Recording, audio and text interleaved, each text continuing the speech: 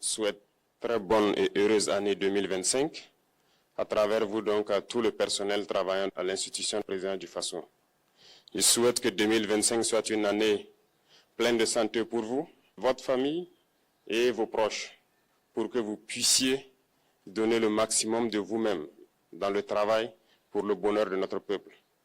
Que 2025 soit une année où vous verrez tous vos projets donc couronnés de succès, de prospérité et surtout que tout au long de l'année, que Dieu guide donc notre action, nous protège et veille sur nous. Je souhaite aussi rappeler à tout un chacun que la lutte contre l'impérialisme doit être donc intégrée dans nos gènes maintenant. Ça doit être une lutte qui se mène de façon implacable et tous les jours. Parce que beaucoup de gens n'ont pas compris ce que c'est que cette lutte jusque-là. Nos vaillantes forces combattantes sont sur le terrain. Ils mènent le combat contre les valets manipulés, ces criminels qui écument nos campagnes tous les jours et tiennent bon pour amener la paix dans notre cher Faso. Autant ils le font, nos masses populaires laborieuses, que sont les agriculteurs, les éleveurs, se battent aussi également pour qu'on puisse atteindre l'autosuffisance alimentaire à travers donc l'accompagnement de tous les techniciens du ministère de l'Agriculture. C'est très important. Et autant qu'eux aussi se battent dans l'administration, nous devrons nous battre pour changer de mentalité. Cette décolonisation mentale, c'est la partie la plus difficile. Et c'est pour ça que nous tenons à vous rappeler constamment qu'il faut changer de mentalité, revenir à nos sources et nous battre. Et c'est ça aussi le combat contre l'impérialisme.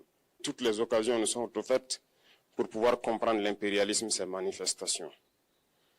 Quand je prends dernièrement les propos d'Emmanuel Macron sur l'Afrique, eh bien, tout Africain conscient devrait donc comprendre très vite tout ce qu'il a pu nous dire et qu'est-ce que ça signifie. Le général Tchani a dit il n'y a pas longtemps du changement donc de tactique ou de stratégie des forces françaises en Afrique, et je pense qu'il est venu le confirmer. Il s'agit de dissoudre et de garder un dispositif socle. Et Emmanuel Macron l'a si bien dit qu'on ne peut que le remercier pour cette sincérité, même si certains ont voulu mettre la poudre aux yeux de leur population, mais la réalité finit par rattraper aussi. Ils ne partiront pas de certains pays, ils ont juste dissous le dispositif. Vous ne les verrez plus dans des bases, mais dans les ambassades, ils seront là. Ils vont constituer des sociétés de sécurité pour sécuriser leurs sociétés qui existent dans ces pays-là. Mais les soldats seront là, mais vous ne les verrez plus en tenue ou rassemblés dans des bases. C'est tout ce que ça veut dire. Ils vont se réorganiser, mais seront là. Il a parlé de politesse vis-à-vis de certains chefs d'État en leur donnant la primauté d'annoncer donc la rupture ou le départ des forces françaises.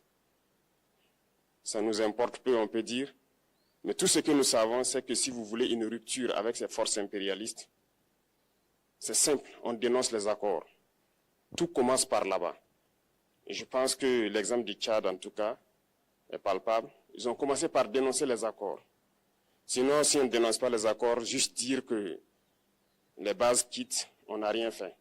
Parce que le problème se trouve dans les accords coloniaux de défense qui ont été signés depuis l'indépendance. Le plus dangereux n'est pas ceux-là que vous voyez dans les bases. Le plus dangereux, ce sont les conseillers militaires. Les conseillers militaires existent dans tous ces pays. Ils ont existé au Burkina aussi jusqu'en fin 2022, jusqu'à ce que nous prenions nos responsabilités. Et qui sont ces conseillers militaires? C'est ceux-là qui sont censés mettre en pratique la politique de la France ici. Ils doivent travailler à rendre nos armées très faibles pour que la France puisse toujours avoir l'argument d'exister ici. Sous Blaise Compaoré, ils avaient réussi. Nos sentinelles prenaient donc la garde avec des bâtons. C'est ça que la France veut de nos armées. Lorsque nous arrivons à cette étape, nous n'avons pas le choix que de vouloir qu'ils viennent s'installer. Mais l'armée burkinabé a réussi à un moment donné à se débarrasser des conseillers militaires. Malheureusement, je pense qu'en 2019, après l'opération Otapuano, où ces Français ont vu que l'armée burkinabé avait encore une capacité de réagir au terrorisme, ils ont appelé le chef d'état-major en France, ils l'ont instruit de reprendre les conseillers militaires dans toute la structure. Eh bien, il n'a pas accepté, mais au retour au pays, les politiques l'ont instruit d'accepter les conseillers militaires. Et c'est là que les conseillers militaires sont revenus dans l'armée burkinabé en 2019. Avec toutes les conséquences qu'on connaît, l'armée était en train de disparaître dans les années 2020-2021. Et d'ailleurs, c'est le moment où beaucoup de militaires ont dû déserter parce qu'il n'y avait plus d'espoir. On était en train de s'effondrer. Voilà un peu comment ils travaillent. À l'état-major général des armées, dans tous les états-majors d'armée, dans les écoles, c'est eux qui sont censés dicter la politique de notre armée. C'est eux qui nous disent combien recruter, quand recruter et qu'est-ce qu'il faut en faire. Ils sont dans les écoles pour nous dire comment il faut les former et ainsi de suite. Tant que ces conseillers militaires sont là, vous n'êtes pas indépendant. Votre armée aura juste l'apparence d'une armée qui sera là en train de faire des parades, du cirque. Mais lorsque viendra la guerre, vous vous rendrez compte que la parade, c'est une chose, mais la guerre, c'est une autre chose. Il faut rompre les accords. C'est la seule façon d'avoir une armée indépendante et se construire, être fort. Mais beaucoup de gens ne le comprennent pas peut-être. Et même avec ces accords, la France choisit dans nos États des élèves officiers pour aller les former. C'est à travers ces mêmes accords. Mais en réalité, ces officiers qui partent se former pour la plupart, pour la France, ils viennent pour servir l'État français dans leur pays. Ils ne viennent pas pour servir nos pays. Ils les forment pour qu'ils viennent servir les intérêts de l'État français. J'en veux pour preuve.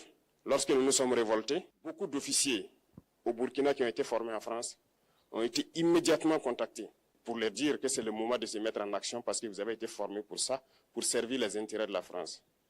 La plupart de ces officiers nous ont rendu compte, nous avons pris acte et nous continuons de suivre. Lorsque un officier formé en France arrive dans son pays et par malheur meurt soit par accident ou bien sur le champ de bataille, en France, il y a une nuit d'hommage aux morts dans l'armée, comme partout ailleurs. À la nuit d'hommage aux morts, on cite le nom de l'officier en question et on dit « mort pour la France ». Il ne le forme pas pour servir son pays, il le forme pour servir leur État. Et dans beaucoup d'États africains, il y en a plein de ces officiers. Combien sont patriotes, Dieu le sait. C'est une leçon que Emmanuel Macron a donnée encore aux chefs d'État africains, de se rattraper et de pouvoir vraiment mener cette lutte contre l'impérialisme. Mais en plus de ça, il a aussi insulté tous les Africains dans ses propos.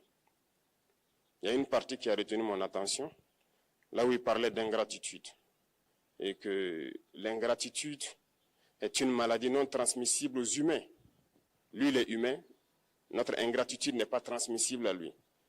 Voilà comment ce monsieur voit l'Afrique, voit les Africains. Nous ne sommes pas des humains à ses yeux.